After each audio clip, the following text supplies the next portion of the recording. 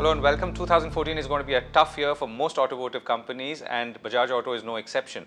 But the company may have a few aces up its sleeve in the way it approaches the market and the kind of products it rolls out and some of the new things that it's going to be doing this year. I'm now joined by Rajiv Bajaj, Managing Director of the company, to tell me more about what he's going to be doing. Rajiv, thank you very much for speaking with us. You've been saying that you want to take revenge on the IT industry for subjecting you to all kinds of jargon. And I thought there was one interesting one, which was smack. And there were, of course, many interpretations of smack. Yeah. But what do you think about this whole word? You know, let me try and remember what smack means. It's social, it's mobile. Mobility it's or mobile. Analytics, and it's cloud. Cloud, yeah. Right? So the social and the mobile is what's the interesting part, because they're your target audience, right? They're all there. Yeah. And how are you looking at them in this new digital Well, age? to start with, when they told me in the speaker lounge, this is what it's about, I said to them, to me it sounds like too many acronyms over there. So many acronyms confused. That is what SMAC means to me. See, from our point of view, Govind, we are we are a marketing company, I think. Technology is pretty much saturated in our business.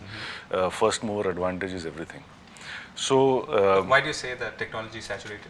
Because I think really at the end of the day, everybody's car is like anybody else's car. Every bike is like any other bike. If you were to look at Bajaj, for example, with the Pulsar, we are a leader of this market with 45% share.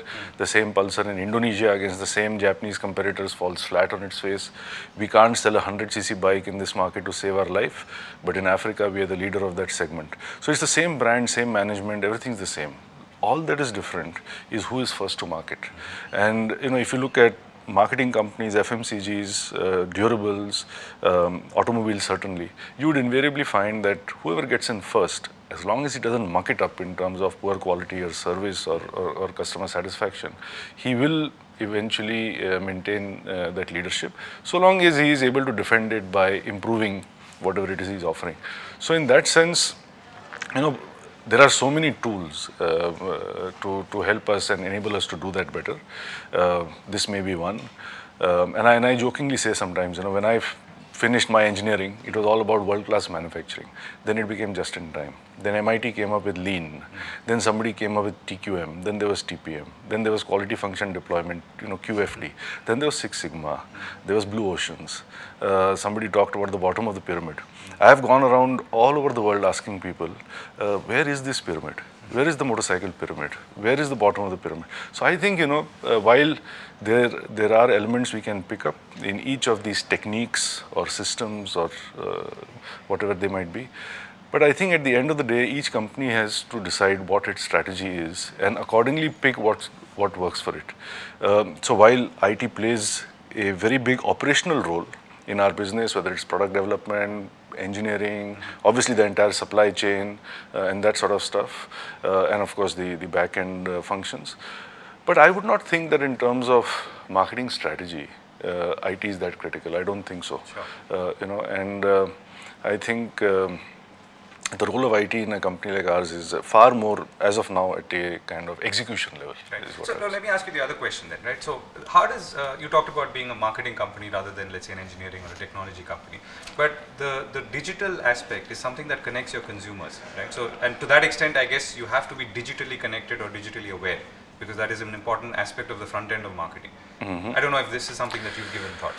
Well, what I would say is this: if I take a step back from digital and just talk about just advertising in general, or just communication in general, I would say this: there is one thing which is very unique to the auto industry, as opposed to a soap or a shampoo, or a television set and a refrigerator, which is simply this: that for the life of you, you cannot avoid an automobile even if you want to, in the sense that you have to step out of your house.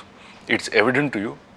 क्या बिकता है, and as we say, जो दिखता है वो बिकता है, herd mentality and so on and so forth. So what I'm trying to say is that in this industry, it can be almost counterproductive in a certain sense, where there is a particular car or a bike or a scooter that you don't seem to notice, that doesn't seem to be around when you're driving to work or picking up your kids or whatever it is, and yet you see it on the television set all the time, whether it's in the form or your computer, digital or whatever it is, and then you would wonder, कि इतना promote कर रहे हैं लेकिन गाड़ी बिकती क्यों नहीं है, So this is unlike a consumer durable, a white good or FMCG item that sits in your house. So I would not know, what air conditioner you have, brand of AC you have, or what you brush your teeth with.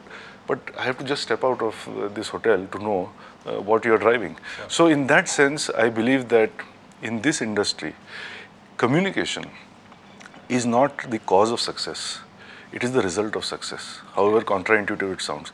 It is your strategy that gives you the ability, more specifically the monies, with which you can then go out, communicate and connect. And I'm all for connecting in whatever way is appropriate.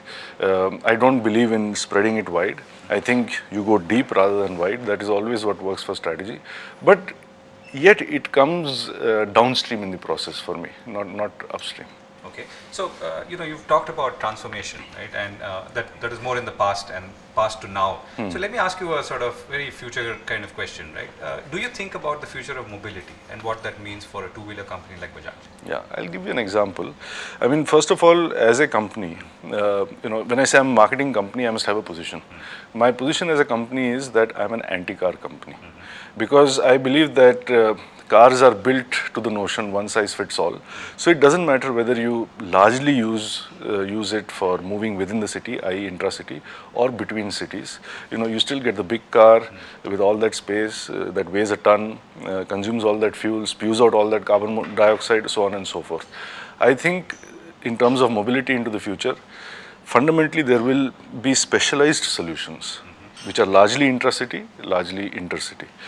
I think cars have a great role to play intercity, as do planes, so on and so forth. That's not our business. Our business is the intracity business. First and foremost, that purpose must be served as well as it can be by public transportation, whatever is the most apt form of it. Beyond that, for leisure, for first mile, last mile, so on and so forth, I think this is where two-wheelers, three-wheelers and four-wheelers, as I like to call them, like our own quadricycle that we're trying to put out there. I think this is the future of urban mobility. And I'll give you one reason why. For the last 110 years, people have been trying to put an electric vehicle on the roads. So when it happens, it won't be an innovation. It will actually be an evolution. The first electric four-wheeler was put on the roads in Europe somewhere over 100 years ago. And the auto industry has been promising deliverance from pollution, so on and so forth, through the means of a hybrid electric vehicle for the last 30-40 years. It's not happening because it's not viable, the infrastructure is not there, governments can't put up charging stations, governments are broke, so on and so forth. And fundamentally, I think in terms of the future, we are attacking the problem from the wrong end. Everybody is trying to make something that's better than today's engine. The problem is not the engine. The engine is, in a typical car, the engine is probably no more than 50, 70, 80 kilos. The issue is the rest of the vehicle. The rest of the vehicle is just to... The laws of combustion aren't looking like they're going to change. They won't change in a hurry. So when you have a little engine trying to move 700 kilos of metal, that is where the problem starts. And then people say, but actually, battery technology is not up to speed, there's not enough range, it takes too long to charge. Why? Because we got this humongous thing sitting on top of it. I think we have to attack the vehicle. We need lighter vehicles, smaller vehicles. And towards this purpose, we've done two things. One, at the last Auto Expo 2 years back, we showed something codenamed the RE60, a vehicle for commercial intracity use, and this time we showed something called the U-Car, which is for personal intracity use. And I think this is where the industry is headed, towards specialized intracity solutions, whether for commercial or personal use. Right. So last question now, we're also seeing at this time a lot of infrastructure being created for public transport, and almost many major cities and many smaller cities. I mean, Indore, Bhopal, Ahmedabad, Surat. Is that going to affect your business, you feel? Well, yes and no. I can say this for sure. Ever since Delhi implemented their mass rapid transport or whatever it's called, clearly the usage of the two-wheeler does fall. But you can't have fractional ownership. At the end of the day, if you still need a motorcycle in the morning to drop your kids somewhere or to go out and do something at the end of the day, you still need that motorcycle. So I would say that it's not so much a volume or industry size issue, but it is more an issue of how the usage will change. And so, for example, in the past, if fuel economy was very important because people rode 70 kilometers a day in Delhi. Today, it will not be so important because they will ride much less, and therefore they will perhaps be willing to move to a motorcycle such as ours, hopefully, which is not positioned so much on fuel economy as it is on power. So in that sense, the flavor of the market will change.